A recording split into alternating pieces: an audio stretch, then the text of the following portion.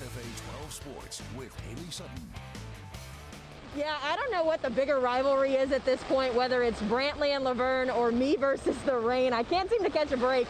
Yeah, you know, Sally, it always makes me nervous whenever Josh does weather before I get to talk about sports, because if you've seen the last couple of weeks, we have not been lucky with weather. So be sure to tell Josh to hold off on all of the rain. I spoke to Kenuan Dixon from Brantley High School, and when I asked him about how important this rivalry game was, he was kind of nonchalant about it. He said, it's just another game. Well, I tell you what, this was not just another game for the Bulldogs. Then it was my turn. I disappointingly ran a 5-1 on my first attempt, and given my competitive nature, it wasn't good enough. I turned on the burners in run number 2, cruising to a 4.88. Now, John, I will say those drills are a lot harder to do in real life than they are just to watch them on TV. So kudos to all the guys who are out there competing. But improvement is a bit of an understatement. To paint a better picture, I want to break down some numbers for you.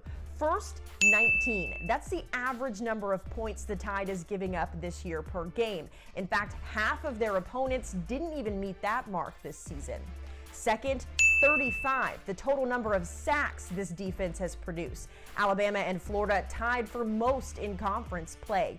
And finally, 57. Of the 57 passes the team has defended, 12 have been intercepted, and 3 have been returned for touchdowns. Freshman Tank Bigsby leading the offense in his college football debut, 146 yards on 20 carries, 106 of those in the first half.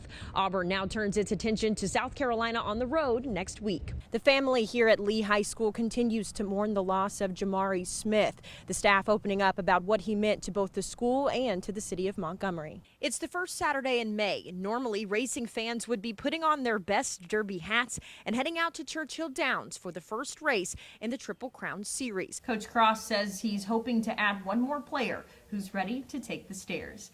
Now, I'm super excited. I've got a really good friend joining me here today. He's a big Prattville fan. His name's Elijah. Elijah, can you come over here for me really quick? Are you so excited for tonight's game? Yes. Who do you think is going to win tonight? Davion. Davion, is that one of your relatives? No, Davion. Davion. Xavion, can you give me a big, loud go Prattville Lions? Yeah. 1, 2, 3. Papa Lion. All right, kickoff tonight is at 7 o'clock. We'll, of course, bring you the highlights tonight at 10 in the Fever. We talked a lot about that explosive offense that Pike Road brings every time they step on the field. And if you've been to a game this year, you've been treated with the light show every time the team finds the end zone. In addition to the lights, the team is also playing on a pretty cool surface. The turf that you see here came straight from New Orleans. It was taken from the Mercedes-Benz Superdome out in New Orleans, Louisiana. And when it was installed, the field became the largest artificial turf field in the state of Alabama. So you've got the lights, you've got the cameras that we'll have out for Fever 12, and you've got the action here on this awesome field surface. And I don't know if you can tell, Val, but this is a real cougar. This is a real stuffed cougar. So they take things very, very seriously. As we move along the lines, like I said, each class starting at 6th grade has made their own. Everyone has their circle, but the way you talk about your circle, you can tell the connection that you have with your family, your friends, and especially your mom. If she could be here with you for this moment, I mean, how proud do you think she would be? She would be real proud. Rolling Cooper State Park is tucked in the heart of the Alabama Black Belt in Camden, Alabama. It's nestled right along the Alabama River. So instead of walking along the shore side, we decided to buckle up and head out on the water.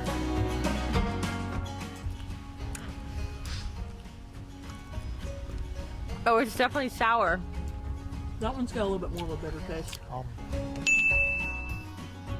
Now, this particular little hallway is called the cemetery room, and it's not because there's dead bodies back here, but rather because there's fossils that have been found throughout the room. Now, in addition to the alligators you can see at Alligator Alley, they also offer a wide variety of snakes, like this false cobra. Now, one of the major characteristics here at the Bankhead is the sandstone bluffs you can see behind me. A lot of what grows here is dictated by the geology of the area. You talk about a long 24 hours for Malzahn, his team getting the W last night in Starkville. He addressed the media after the game for what would become the final time as the Tigers head coach, a decision really that has come as a bit of surprise to some folks. Well, Lydia, anytime you're talking about Alabama, you're discussing their offense, right? It's explosive, and today Mac Jones Jones led the charge in really what was an incredibly offensive performance, in my opinion. 5 touchdowns for the quarterback. He found 3 different receivers in the end zone, and then, of course, Najee Harris always getting on the board. Well, if last week's Auburn-Arkansas game put your heart rate through the roof, buckle up. We had another game come down to the wire for the Tigers, the team traveling to Columbia, South Carolina. Beautiful day this afternoon to take on the Gamecocks in an 11 a.m. kick. Things looking good from the start for number 15 Tigers. Bo Nix finds Eli Stove for the score. Welcome back. I hope you all enjoyed your trick-or-treating tonight. The Alabama Crimson Tide got quite the treat today from Mac Jones and Devontae Smith. We'll get to that in just a second, but first, we have to wish this guy a happy Halloween birthday. Head coach Nick Saban turned 69 today, and his team giving him the best birthday gift a coach could ask for, a shutout. Well, they say football is a man's sport, but today that saying went out the window as Vanderbilt made history. Fresh off an SEC championship on the pitch, Commodores goalkeeper Sarah Fuller suited up for a different kind of football as the place kicker for Vandy. With COVID-19 shutting down pretty much the entire city, many have turned to video games to help pass the time. Of course, gyms are closed, so home workouts have become the new norm, but what if I told you there was a fun way to combine exercise with gaming? Well, thanks to Nintendo, a few squats can actually help you save the virtual world. Many gaming devices have offered a way to be physically fit during gameplay, but a new game is forcing players to be physically active in order to play. Nice. It's called Ring Fit, an extension of the Nintendo Switch. Players are tasked with assisting Ring while fighting various monsters on a quest to defeat Drago, the bodybuilding villain in this adventure-style game. But rather than pushing buttons, players are required to do different exercises. This means if you want your character to run, you gotta run. And the only way to defeat those monsters, squats, crunches, even a few yoga moves. As you can see, I gave Ring Fit a try a few different times, and let me say this. Tough one. It's hard. Thankfully, Ring Fit is good at giving you some ring enforcement when you get tired. Wonderful. And after just a 20-minute session, I was dripping in sweat and really exhausted from the exercises. Now, at the end of each level, it tells you how much exercise you did and gives you the option to check your heart rate. So, how can you Ring Fit? Clear some space in your house, plug in your Switch, and get to exercising.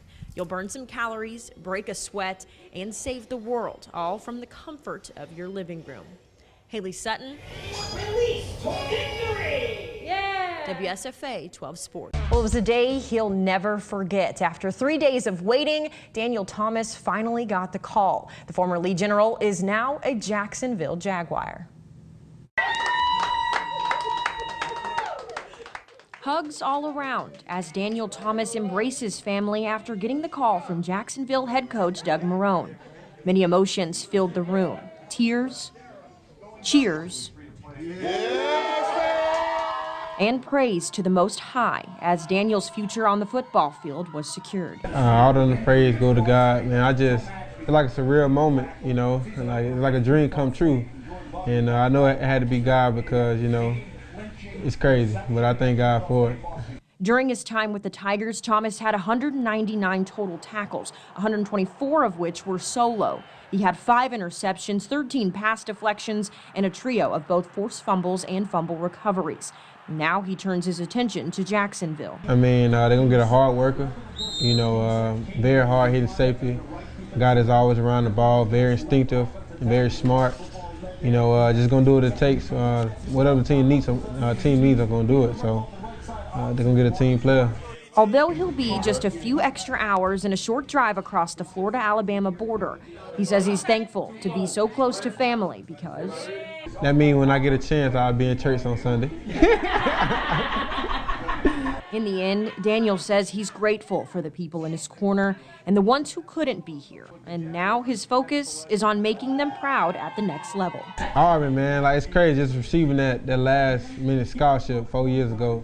And then now it's like, what a testimony. You know, I hope my story, you know, save people. You know, I hope it change people and get them hope. Let them know their dreams can come true no matter what. You know, I give all them praise to God. And I'm glad my parents can be able to come, you know, time when it comes to the game ain't too far for my family to just get down. And I just want them to, have the world, man. They work hard all their life, I just want to let them know that the best yet to come.